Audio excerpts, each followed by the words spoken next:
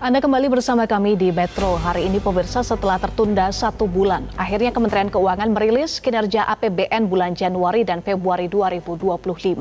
Dari hasil paparan pada Kamis 13 Januari 2025 terkuak bahwa kinerja APBN di awal tahun 2025 merosot dengan penerimaan pajak anjlok 30,19%.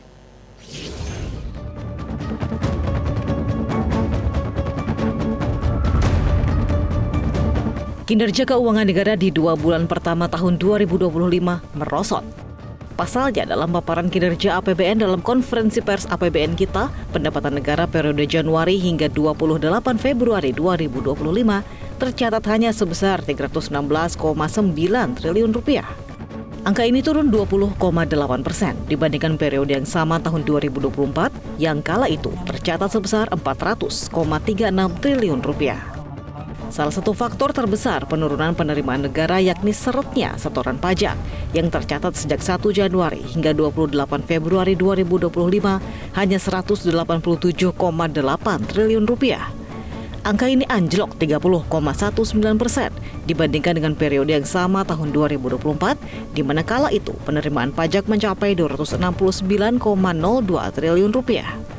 Menanggapi setoran pajak yang anjlok, Wakil Menteri Keuangan Anggito Abimanyu menyebut hal ini tergolong normal meski memang ada perlambatan. Nanti kita lihat kenapa kok Januari Februari 2025 itu lebih rendah, karena ada 2 faktor. Faktor pertama itu adalah penurunan dari harga komoditi utama, antara lain batu bara year on year 11,8. Brand minyak itu 5,2 dan nikel 5,9, tetapi juga ada faktor administrasi yang nanti akan saya jelaskan pada tabel berikutnya.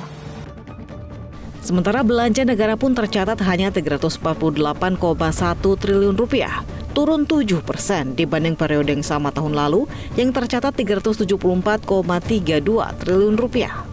Dengan merosotnya kinerja penerimaan negara, tercatat defisit APBN sebesar 31,2 triliun rupiah per Februari 2025 atau 0,13% terhadap produk domestik bruto.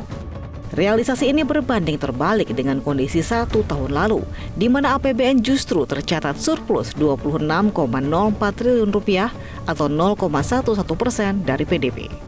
Di tengah kekhawatiran terkait pelebaran defisit anggaran, Menteri Keuangan Sri Mulyani Indrawati menyebut bahwa hingga kini defisit masih berada dalam jalur yang tepat, dengan target defisit anggaran dalam APBN 2025 sebesar 606,2 triliun rupiah atau 0,13% terhadap PDB.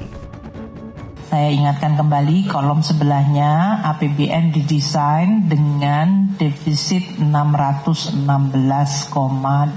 triliun. Jadi ini defisit 0,13%, tentu masih di dalam target desain APBN sebesar 2,53% dari PDB, yaitu 616,2 triliun rupiah. Merosotnya kinerja keuangan negara menambah panjang daftar sentimen negatif perekonomian Indonesia, mulai dari deflasi 0,09% secara tahunan, nilai tukar rupiah yang tertekan hingga mencapai level terlemah sejak 5 tahun terakhir, pertumbuhan ekonomi yang stagnan, indeks harga saham gabungan yang anjlok 7,59% sejak awal tahun, peringkat pasar saham Indonesia yang diturunkan oleh Morgan Stanley dan Goldman Sachs, dan gelombang PHK yang melanda lebih dari 60.000 pekerja di Indonesia periode Januari hingga Februari 2025. Meski demikian, Menteri Keuangan Sri Mulyani menambahkan sektor industri manufaktur Indonesia menunjukkan penguatan yang lebih pesat dibanding negara-negara lain di kawasan. Dengan PMI manufaktur Indonesia pada Januari tercatat 51,9 yang menunjukkan bahwa industri manufaktur Indonesia mulai bergerak ekspansif. Tim Liputan Metro TV. Jelajahi cara baru mendapatkan informasi. Download Metro TV Extend sekarang.